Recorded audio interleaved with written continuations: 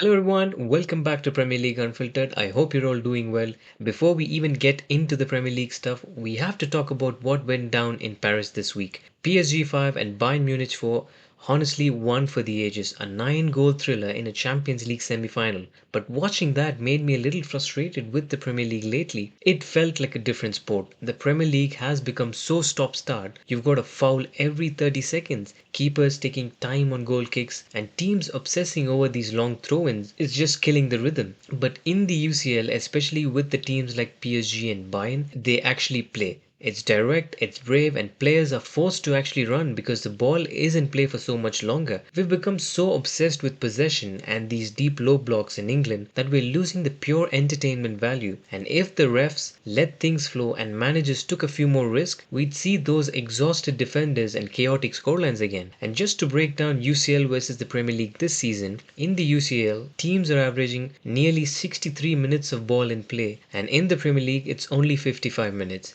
PSG and Bayern averaged over 1.8 meters per second in vertical progression during their game, and in the Premier League this month, the average is only 1.2 meters per second. And we're seeing 3.4 goals per game in the UCL knockouts compared to just 2.6 in the recent crunch weeks of the Premier League. Alright, so moving on, let's look at the weekend fixtures. We've got some massive games. First up, we have Brentford versus West Ham. I'll go for a 2-1 win to Brentford. Wolves versus Sunderland. I'll go for a 2-0 win to Sunderland. Newcastle versus Brighton. I'm going to predict a 2-2 draw. And then we have Arsenal versus Fulham on Saturday. And Arsenal literally cannot afford to breathe wrong here. Every game is a final now. Fulham are gritty, but Arsenal's set piece dominance should pull them through, and I'm going for the 1-0 win for Arsenal. Then we have Bournemouth versus Palace. Bournemouth has been brilliant under Iriola, and Palace are always a threat on the counter. I expect goals in this fixture. I'm going for a 3-2 win to Bournemouth. Then we have Chelsea versus Forest. Chelsea need to show the fans something before the season ends, but I think it will be a Forest win in this case. I'll go for a 3-2 win to Forest. Then we have Villa versus Spurs. Villa has won 5 of the last 7 against Spurs,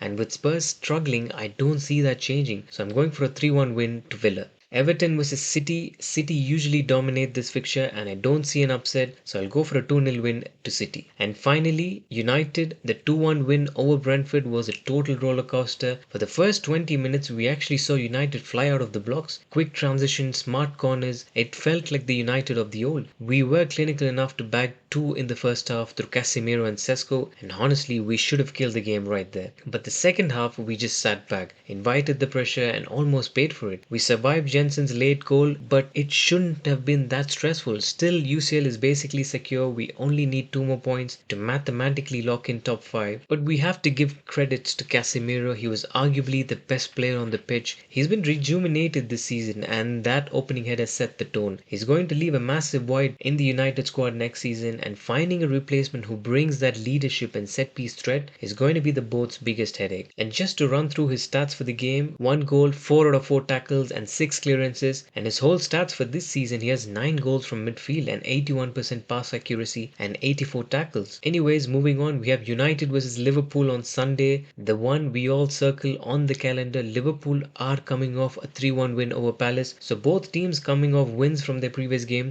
but in this rivalry, form usually goes out of the window, and United already beat them 2-1 at Anfield this season thanks to Mbeumo and Maguire. But doing the double over them would be the perfect way to silence the critics. Liverpool have been a bit shaky, getting knocked out of the UCL by PSG, but they're still dangerous, with Wirtz pulling the strings and Isak finding form against Palace. But then Old Trafford hasn't been kind to Liverpool lately. They haven't won here in the last few matches. I'm going to stick for the same 11 for United, and maybe if Cunha is fit, he comes in for Ahmad. And in terms of the prediction, I think we are in for a classic 5-goal thriller. I'm going to predict a 3-2 win to United. Let me know your thoughts in the comments. Can we actually do the double over Liverpool? So that brings a wrap to this episode. Make sure to like, share, and subscribe. I'll speak to you all soon. Take care, everyone. Bye bye.